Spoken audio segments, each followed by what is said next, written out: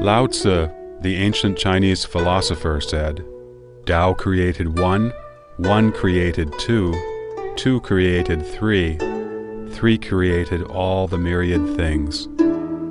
This suggests that the world is formed from Tao. Chinese people greatly value the Tao, or the Way. In Chinese, the concept of moral standards is denoted by the two characters Dao De, meaning the way, and virtue. Any behavior not conforming to moral standards was said to not follow the principle of Tao. In ancient times, a brutal emperor would be called a decadent ruler who lacks the Tao. Even farmers in revolt posted banners proclaiming, "Achieve the way on behalf of heaven." The Chinese traditionally believed in the unity of heaven and humanity. Lao Tzu said in his book, Tao Te Ching, "Man follows the earth follows heaven, heaven follows the Tao, and the Tao follows what is natural." The Tao of the universe does not change, and the universe runs according to the Tao, in an orderly manner. The earth follows the changes of heaven. Therefore, it has 4 distinct seasons. By respecting heaven and the earth, humankind enjoys a harmonious life of gratitude and blessings. This is reflected in the expression, heaven's favorable timing, earth's advantageous terrain, and harmony among the people. Astronomy, geography, the calendar system, medicine, literature, and even social structures all follow this understanding according to traditional Chinese thought. For over 5,000 years, profound insights offered by sages and philosophers about heaven, earth, and the universe have been passed down from generation to generation. This wisdom has nurtured the Chinese people and created one glorious era after another. In the last 100 years, while China was in great peril, the communist specter took the opportunity to enter the scene and seized political power by the use of brutal cruelty, controlling people with violence and lies, and promoting man over nature, and a philosophy of struggle.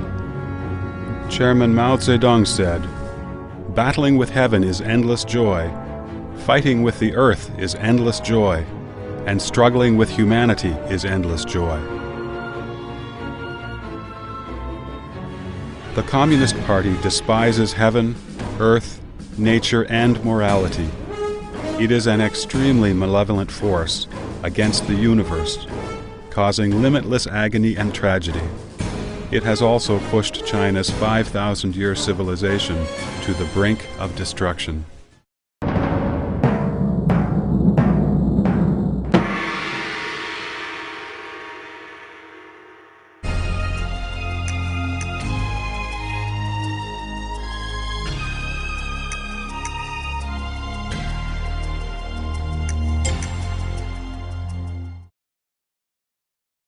Chinese have been living by a moral standard based on benevolence, righteousness, propriety, wisdom, and faithfulness. Popular sayings included, "Men at birth are naturally good," and "The heart of compassion is possessed by all people alike." Man's inborn nature aspires to kindness. Morality and justice are the most fundamentally important criteria for human beings. The Communist Party disregards these fundamental criteria, human nature, and morals. It materializes and mechanizes human beings. It classifies people into different categories based on wealth, family background, and so-called class components, and stresses that class conflict shouldn't be harmonized. People who were labeled as advanced class were transformed into frenetic revolutionary tools and rebellious revolutionary ruffians. Those labeled as reactionary class were, whether good or bad, cast deep into hell with no chance of being rehabilitated. The Communist Party's standard for classifying people has changed frequently and unpredictably. Yesterday's revolutionaries could be the target of today's attacks. The decades of on-again, off-again political movements have made Chinese people realize that right or wrong is not important in the communist society. The only way to survive is to follow the party closely. In Chinese society today, people have lost their standard of good and evil, virtue and vice. Virtue is regarded as foolish and a sign of weakness. The Chinese saying, "Life will get the best of you if you don't look out for number one," has become many people's motto. People stop at nothing for personal gain.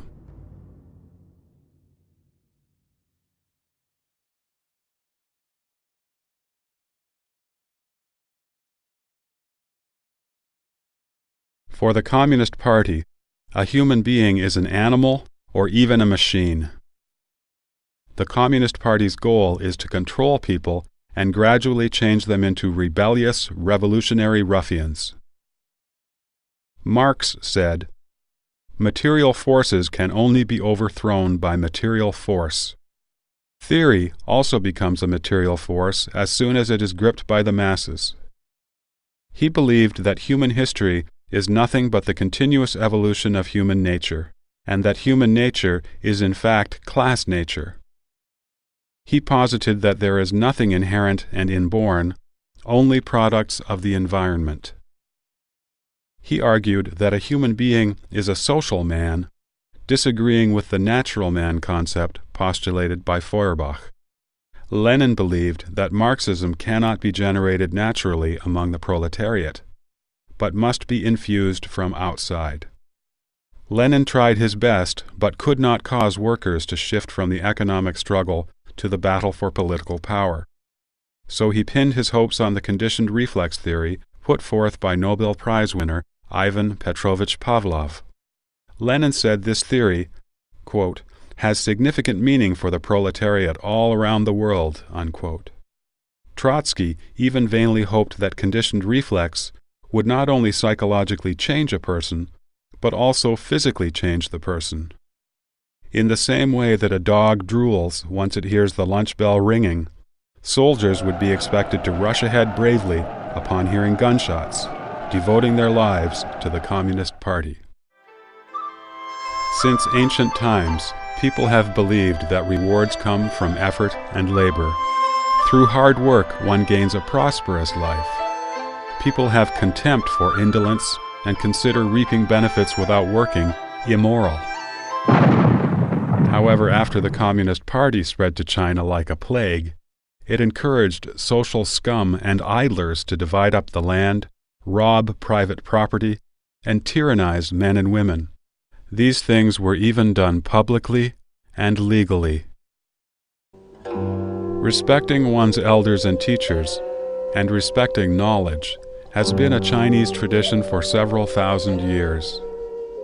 Yet, in the Cultural Revolution, the Chinese Communist Party encouraged students to assault and bully teachers. Knowledge was condemned. It was said that, quote, "the more knowledgeable one is, the more reactionary," unquote. The concept of being respectful to teachers and knowledge was quickly erased from the minds of that generation. On August 5, 1966, Bian Zhongyun, a teacher of the affiliated Girls' High School of Beijing Normal University, was paraded around by her female students on the street, wearing a tall dunce hat and ink-stained clothes, carrying an insulting black board over her neck. She was surrounded by students drumming on trash cans. She was forced to her knees on the ground, beaten with a wooden stick spiked with nails, and burned with boiling water. A living and breathing Bian Zhongyun was tortured to death on the spot. In another story, the woman principal of the affiliated high school of Beijing University was forced by students to knock on a broken wash basin and yell, "I am a bad element." Her hair was shaved to humiliate her. Her head was beaten bloody while she was forced to crawl on the ground. During those years of the re-education of intellectuals, professors from Tsinghua University were banished to Carp Island in Nanjing, Jiangxi Province. Schistosomiasis was so common there that a labor camp originally located there had to move Upon touching the river water, these professors were infected and developed cirrhosis, losing their ability to work and live.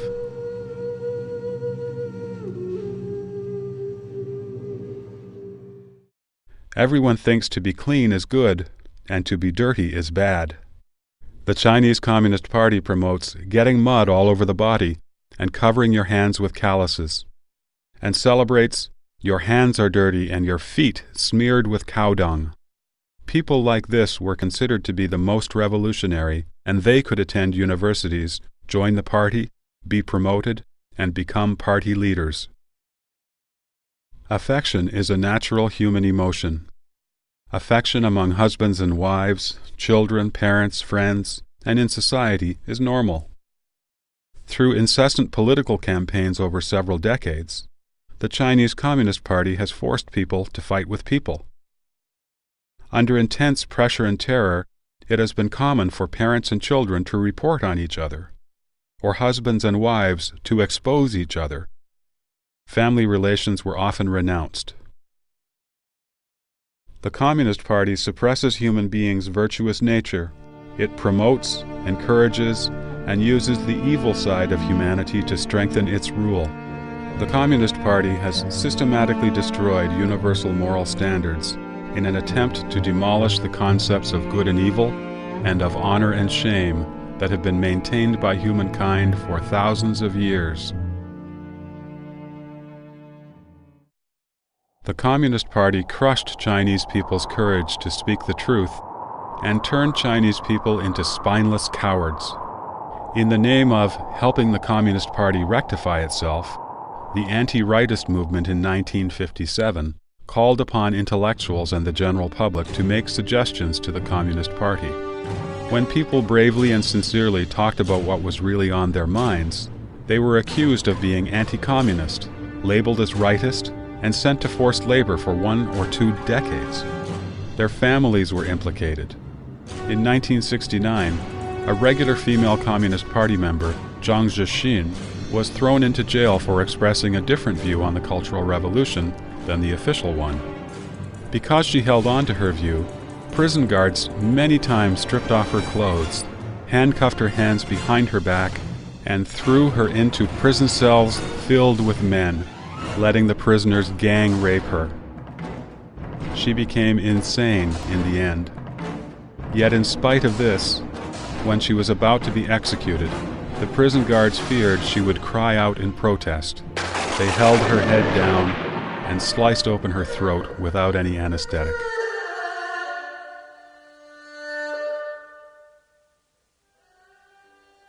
After the 10 years of the Cultural Revolution ended, in order to earn back people's loyalty, the CCP brought justice to many people, restoring their good reputation, including that of Zhang Weiping. Nonetheless, it has always followed its tradition of persecuting people who dare to speak the truth.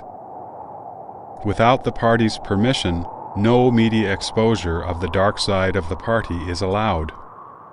The International Organization of Journalists revealed that among all nations in the world, China has the largest number of journalists in detention.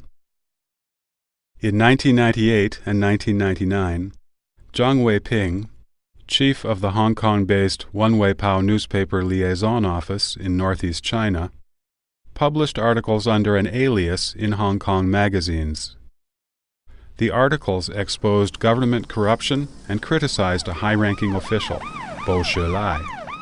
As a result, Zhang Weiping was secretly arrested and sentenced to a 6-year prison term, allegedly for leaking state secrets and inciting subversion of the state's political power. His wife was also detained because she tried to help her husband.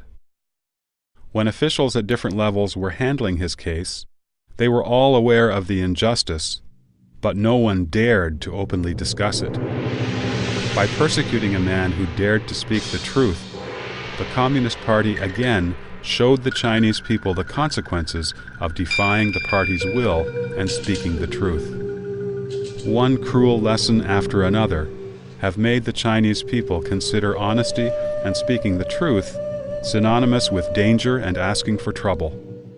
lies and counterfeit merchandise prevail from government to civilian organizations. Although people's material wealth has increased, the trust and care among them has diminished.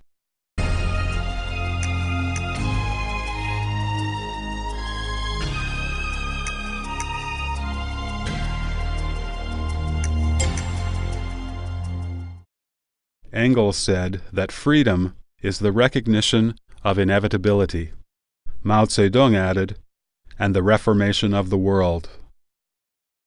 This final touch fully brought to light the Chinese Communist Party's view of nature, namely, as something to be changed and to be conquered. The popular folk songs during the Great Leap Forward show the arrogance and stupidity of the party, showing how they dared to challenge nature. The lyrics go, "I can make the mountains bow and have the rivers step aside. There's no Jade Emperor in heaven, and there's no Dragon King on earth. I am the Jade Emperor, and I am the Dragon King. I order the 3 mountains and 5 gorges to step aside. Here I come."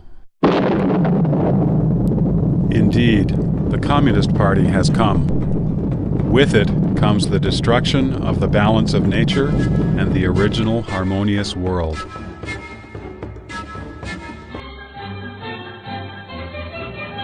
Under its agricultural policy of keeping grain as a key link, the Chinese Communist Party converted to farmland large areas of mountain slopes and grasslands that were unsuitable for farming, even filling rivers and lakes to make cropland.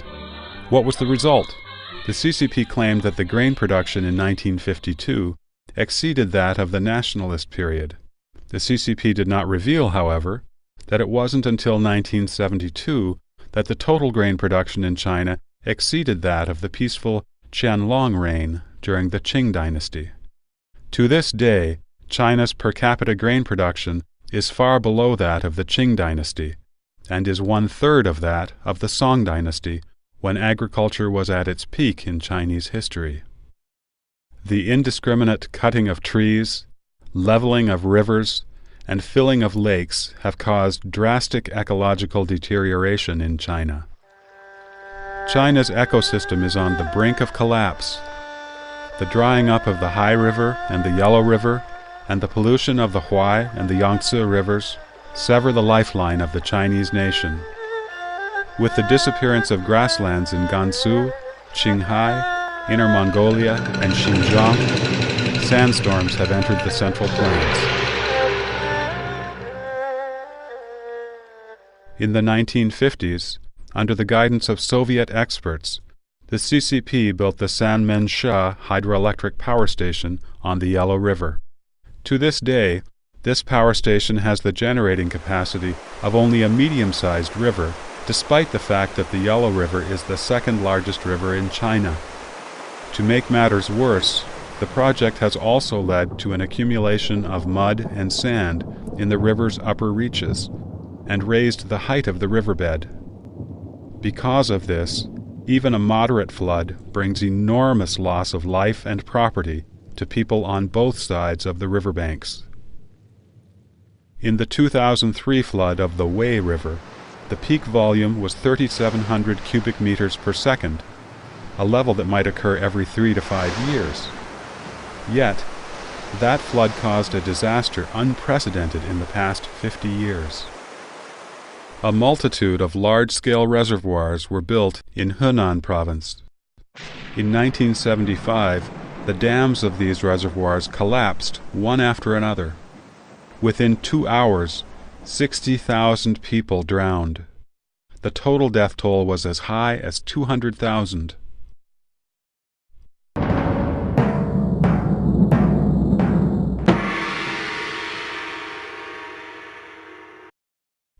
Today, the CCP continues wanton acts of destruction against the land of China.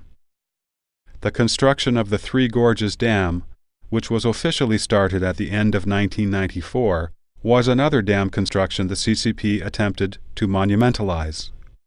The Xinhua news agency said, "The construction of the Three Gorges Dam was a great project that conformed to Zhang's Three Represents," and that the construction of the Three Gorges Dam was a brilliant joint decision made possible by 3 generations of leaders in the party central. Yet, a series of serious consequences have surfaced along the way. About 2 million people have been forced to leave their homes behind, creating some unsurmountable challenges. The 600-kilometer-long reservoir will flood over 250,000 acres of precious farmland and 1,300 historical cultural sites. It will bring unpredictable damage to the environment along the Yangtze River. Amid the hype about great dams for so many years, the Three Gorges Dam will probably be the most disastrous of all.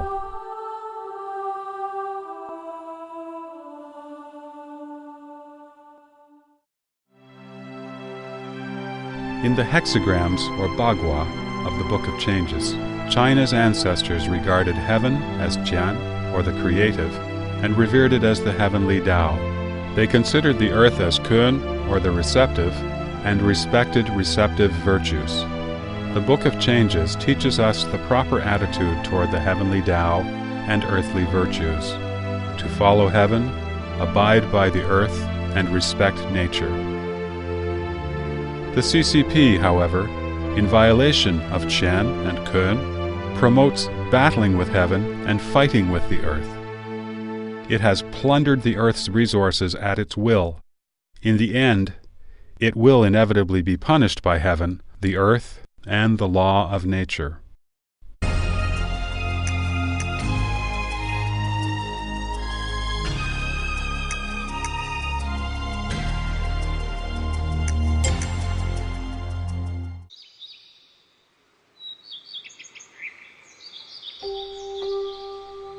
There is a Chinese saying which goes, "You do not know the true face of Mountain Lu, precisely because you are on the mountain."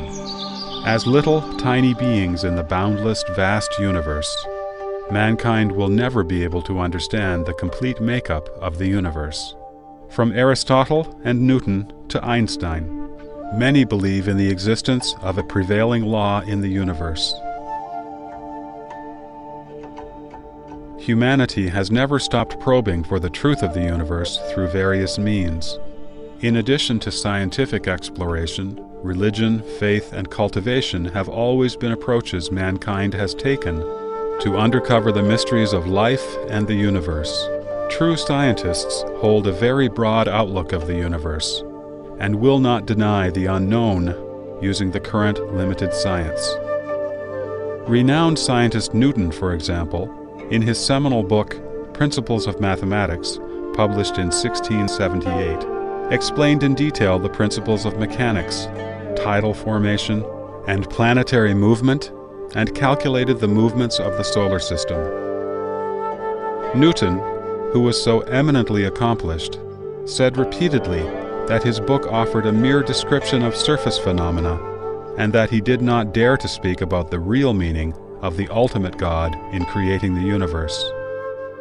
In the second edition of Principles of Mathematics, in expressing his faith, Newton wrote, "This most beautiful system of sun, planets, and comets could only proceed from the counsel and dominion of an intelligent and powerful being. As a blind man has no idea of colors, so we have no idea of the manner by which the all-wise God perceives and understands all things." The People's Daily newspaper published the following statements in an article entitled "Upholding Science and Destroying Superstition" on June 21, 1999. Our Communist Party's history is a history of upholding science and destroying superstition. Evidence has shown that Marxism's scientific world outlook is a powerful weapon of thought for us to defeat all enemies and all difficult obstacles. Based on this absurd understanding of the world, the Communist Party claims to be the embodiment of science and to represent the truth. It advocates things that conform to its narrow theory and calls everything outside of its own theories false science or superstition. Whether it is different thinking, a new aspect in the scientific field, or a religion with several thousand years of history, the Communist Party attacks, condemns, and censors it until it can no longer exist.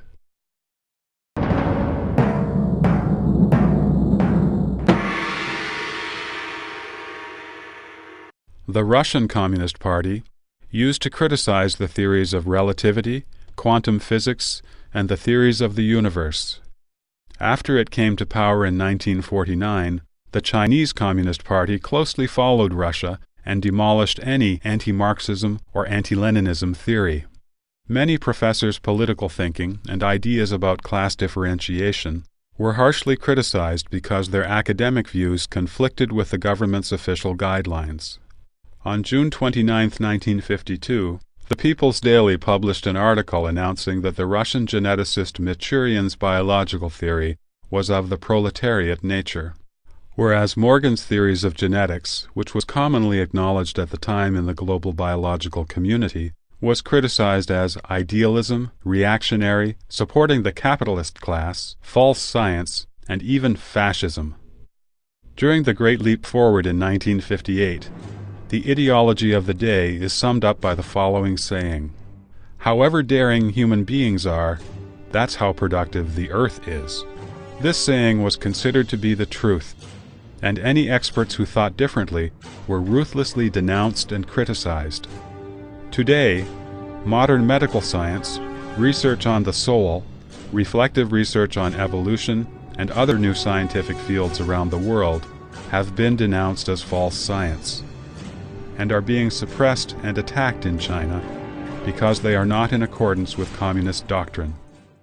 Science is a means for mankind to explore nature, yet the Chinese Communist Party has used many ways to monopolize and manipulate science. The manipulation is all-encompassing, influencing everything from education to scientific research. It has suffocated Chinese people's creativity and independent thinking, their spirit to explore unknown territory, and their courage to reflect on traditional theories. For thousands of years, faith has been mankind's experience and a way of understanding the relationship between man and the universe. Faith should lie beyond the management of a political party. The Communist Party believes in materialism and atheism, which oppose mankind's traditional beliefs. People's faith in God made it difficult for the Communist Party to promote communism. Consequently, ever since its earliest establishment, the party has been extremely afraid of various orthodox faiths. So, it turned around and accused religion of being an opiate for the masses, keeping them numb to the truth.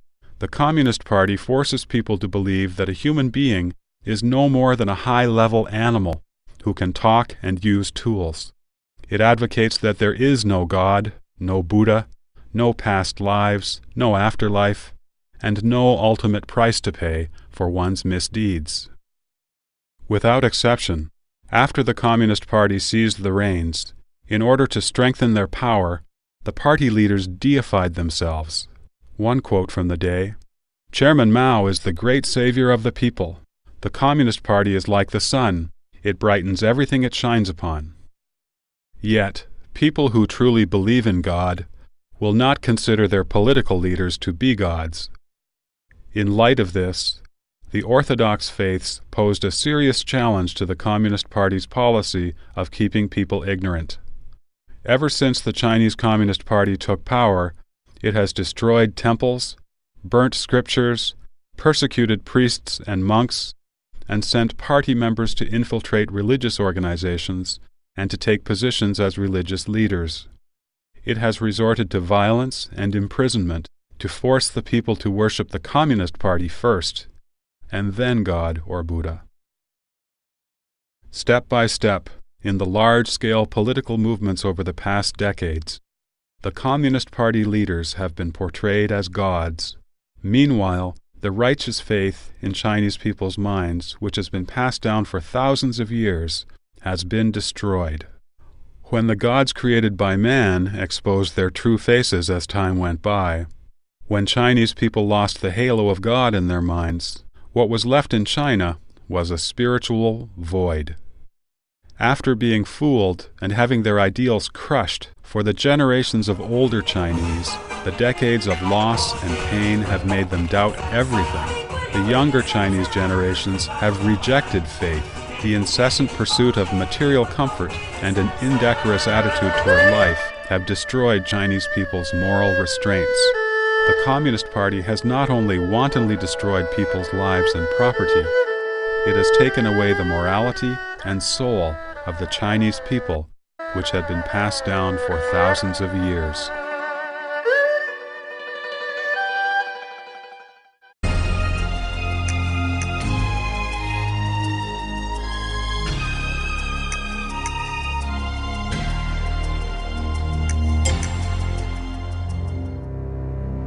As an evil specter that opposes nature, heaven, earth, and humanity, the Communist Party has no righteousness. The repeated violence and lies that have followed the same pattern, the ever-changing stance and ever-changing interpretations, the wicked behavior of latching on to everything to drill into the bone and suck out the marrow, and the ferocious attempt to destroy the upright principles of heaven, earth, and the human world, all have been done for the sake of maintaining this wicked specter's life. The Communist Party makes itself an enemy of everything in the universe. Because of this, from the very beginning, it is doomed to be buffeted by one crisis after another, and is destined to be eliminated by the universe. As the first paragraph in the Communist Manifesto says, all the powers of old Europe have entered into a holy alliance to exorcise this specter. In China, the Communist Party has had the same experience. From the Mahe incident and the April 12th purge of the party, to being besieged 5 times in areas they controlled by the KMT, and eventually to being forced to retreat in the Long March, the CCP has always faced the crisis of its own elimination. One political movement after another, from when the CCP took power to the so-called economic reforms which completely abandoned socialist theory, these are nothing but struggles made up by the Communist Party when it encountered life and death crisis over and over again. Today, communism has failed across the globe. Jiang Zemin, the former leader of the last major communist regime in the world, said to a correspondent of the Washington Post in March 2001, "When I was young, I thought the ideals of communism would be reached very quickly, but now I don't feel like this." At present, those who truly believe in communism are few and far between. The CCP clings desperately to its so-called communist theory, fooling itself and others, simply for the sake of maintaining the legality of its regime. The communist movement is destined to fail. Though the Chinese Communist Party has survived many crises by frequently changing its appearance and clinging to desperate contrivances, its inevitable doom is clear to the whole world. The vast universe carries with it the irrefutable will of heaven, which can also be called the will of the divine or the law and force of nature. Humanity will have a future only if it respects heaven's will, follows the course of nature, observes the law of the universe, and loves all beings under heaven.